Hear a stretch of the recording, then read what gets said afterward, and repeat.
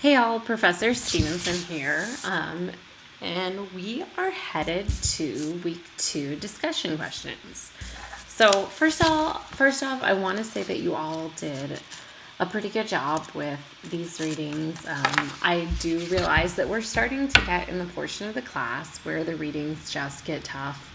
The Disoi Logoi, I know especially, is tough to get through. So thanks for kind of sitting with that reading.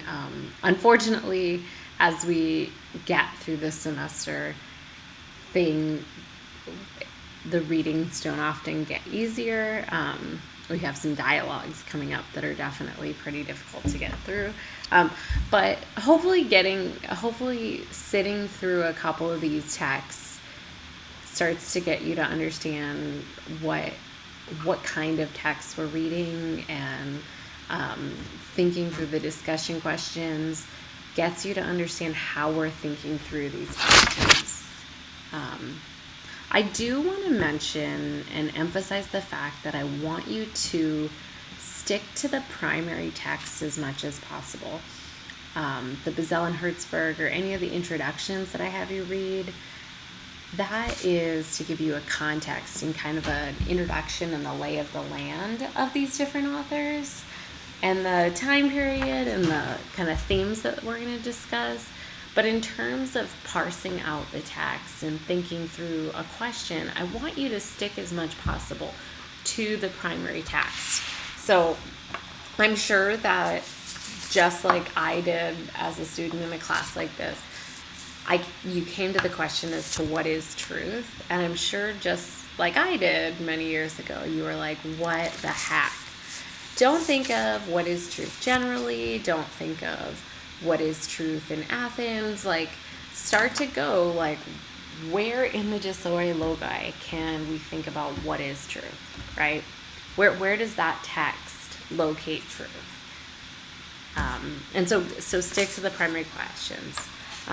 The other thing is, in these wrap-ups, my goal here is to hit the highlights of any strong answers. Just in case you're struggling, you can kind of get a good framework as to some answers, some people you can look to for guidance, and then to hit the highlights of what you all were discussing. So let's get into it. The first question, very, very broad. What is truth? And by that, and for future discussions, I mean, what is truth to the authors that we're discussing that week? So I think that Susan had a really great answer.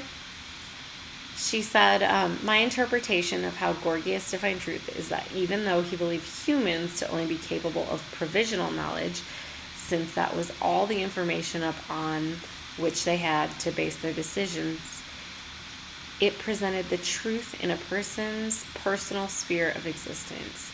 Gorgias, however, was not satisfied with the limitation of provisional knowledge, and he felt compelled to present the public with rhetoric that stimulated their thinking and invited questioning of the provisional truth by distracting them from its limitations. So I thought that was interesting. It kind of combines both his sort of philosophy on truth and provisional knowledge, and also talks a little bit about his rhetorical style. Janine, hopefully I'm saying that correctly. If not, please send me an email. Like I said, I've said that before and I'll keep saying it. Says that for the Disoi Logi argument on truth and falsehood, section 4, a statement can be both true and false. Rather, the statement itself can be both, but the deciding factor is the context in which the statement is given. The author gives the example of a temple robbery. If the act did in fact take place, the statement is true. If not, the statement is false. Likewise, I am the oldest in one setting, but the youngest in another. I am the oldest and the youngest in my family. The youngest in the family I grew up, and the oldest in my family now, older than my husband. So I thought that was a really great example that she gave at the end, is the sort of contextual nature of truth. Brandy also has a great answer to this one. We must be moved by what we hear, and language can be manipulated in a way to do just that. His writings in the Encomium of Helen are not only dramatic and persuasive, but what he speaks about is how language can be both. It's as if the reader is lulled into being persuaded by his definition of persuasion. So kind of meta.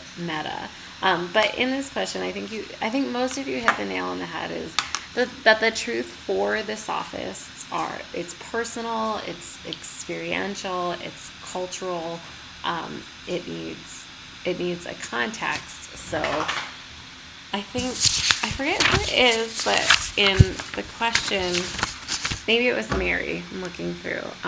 In the question at the end, she was kind of blown away by the sophists, that that most of us, I know I had before I encountered the sophists, were so trained in sort of Aristotelian and Platonic thought that that the sophists, like knowing that someone like their thinking came before Aristotle and Plato, are just kind of mind-blowing. This experiential, provisional, de-centered, I would say, truth. So yeah. Question 2. What does rhetorical education look like to each of our authors? How is it useful? So Dustin had one good answer. He says, thus, in light of Gorgias' discourse, a rhetorical education can be useful to unsettle an accepted premise and give an alternative account. His encomium, if persuasive to the audience, demonstrates its use, especially in light of his discussion of the power of persuasion through discourse. Discourses, which he likens to medicine, can give pain, rouse the hearers to courage, and yet by others be a certain vile persuasion, drug, and trick the soul. So that's definitely what Plato is going to catch on to, is that Gorgias is kind of giving us sort of the both sides here, is that discourses can be medicine, but they can also be drugs, right? So I think that, and then Dustin goes on to talk about rhetorical skill then is useful in dispelling false opinions, which could be extremely useful in, say, a court proceeding.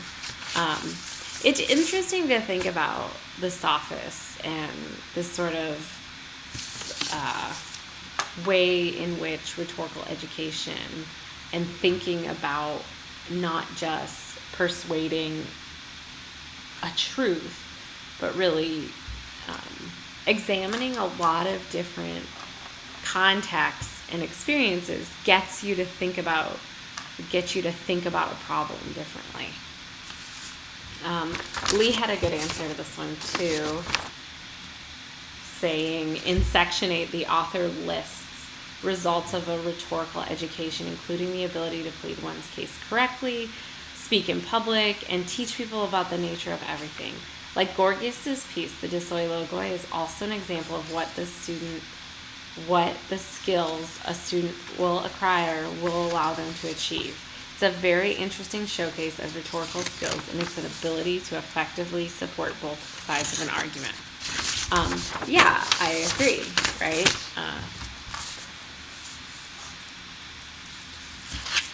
So moving on to question 3, what is the role of rhetoric in civil society, democratic deliberation, political power? Mary has a great question. If taken literally, the rhetorical techniques would notably change the existing function of the democratic process. Gorgias' notion of blaming the blameworthy while praising the praiseworthy is not so far removed from the current goal of democracy, but his thought on the role of outside influence certainly are. He explains that the will of a god cannot be hindered by human forethought, and compares persuasion to a drug. He also notes that the person who commits misdeeds in the name of love escapes without difficulty. This sort of reasoning would effectively excuse from the De Soi Logoi's method of carefully teasing would effectively excuse from blame and punishment anyone who wished to claim such defenses. Similarly, the Dostoevsky's method, carefully teasing apart all aspects of the situation to arrive at a core truth in a logical fashion, resembles the goal of the democratic process, but complicates what are the current set of laws with an admittance to cultural and moral relatively. The author notes that complexity of judging good and bad, just and unjust, truth and falsehood, depending on the perspective, although admittedly allows for reasonable caveats such as judging these elements based on whether or not they took place at the right moment.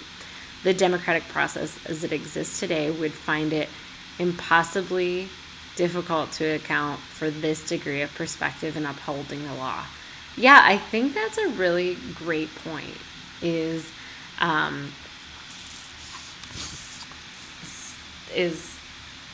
that the democratic process, that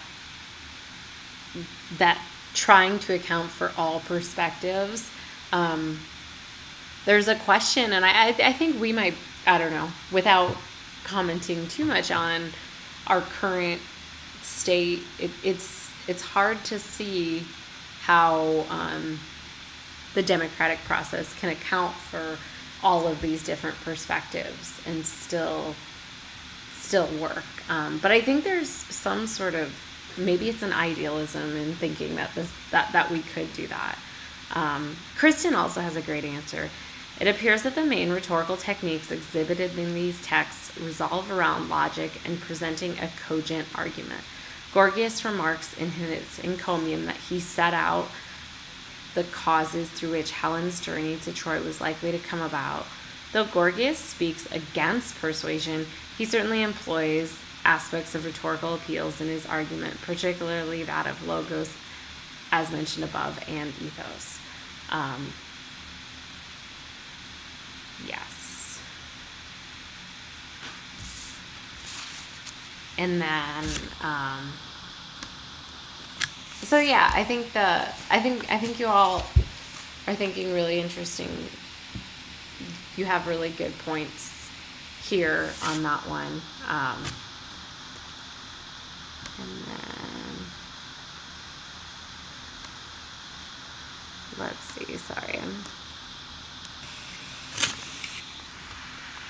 I'm looking up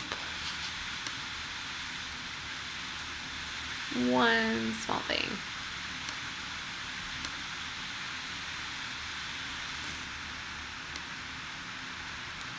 And then ignore, I thought I had the wrong slide. Sorry, I have the wrong slide here.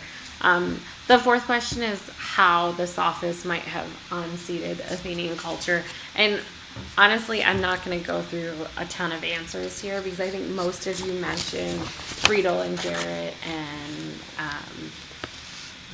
Jarrett's talking about the sophists rejecting traditional religion and as an explanation for natural phenomenon and a special interest in human perceptions as a source of knowledge, and then Friedel talking about them charging fees. So honestly, most of you did really awesome on that question, so I don't want to go into too much depth here. As far as the final question, the so what else, there were a couple. Ariel talked about being had a question about historical and mythical stories being included in the Sophists. And for sure, if we go back honestly to the article, the Walker article from last week, he talks about the oral tradition and the mythical tradition in Greek culture, and it's very strong, and it shows up in Plato and Aristotle as well, about wisdom and virtue and things like that. There is kind of a question in Greek culture is, are we trying to follow Odysseus or Achilles? So there's sort of the hero in Achilles, and then there's wisdom in Odysseus, and I think that's valid. But there's a lot of myth in here. Yeah.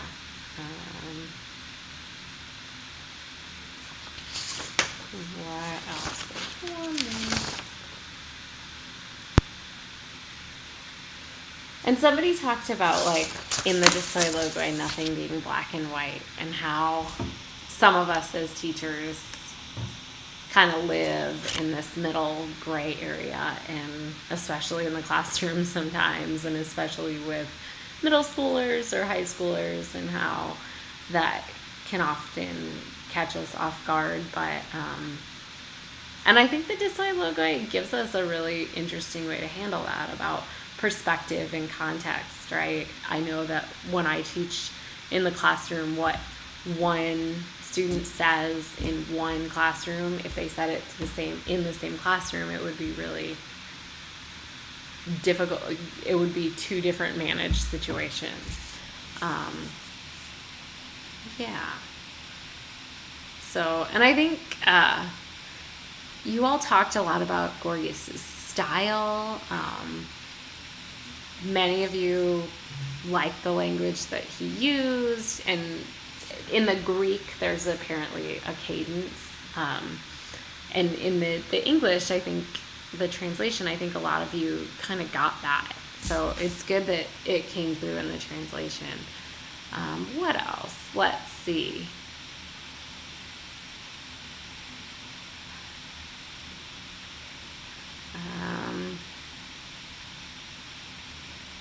The Plato and Aristotle come up, and so it's interesting that we know that culturally most of us know more about Plato and Aristotle, but then we start by really reading the Sophists, and so we're constantly checking in this class, I think, our thoughts about the Sophists, and going, is this how Plato, we remember Plato and Aristotle? And I know the first time I went through this material in this way, it made me understand Plato and Aristotle a little bit more, because I knew what they were responding to in a lot of ways, whereas I didn't know that in just reading them in, say, a philosophy class. But I do know now. Some of you talked about what rhetorical education looks like as being sort of a humanities education, rhetorical arts or liberal arts based education, and that's definitely interesting, and that'll come back up at the end of the class, where we read sort of the most pedagogical text in Quintilian. So anyway, I think I'm going to stop there. You all did a great job. If you have any further questions, don't hesitate to ask. And then, like I said, definitely give yourself time with these texts. Isocrates is really interesting next week. Pretty powerful figure that I think I never learned about in my earlier degrees, and so when I came to him in this setting, it was really kind of eye-opening as well. So awesome. Have a great rest of your week. Thank you.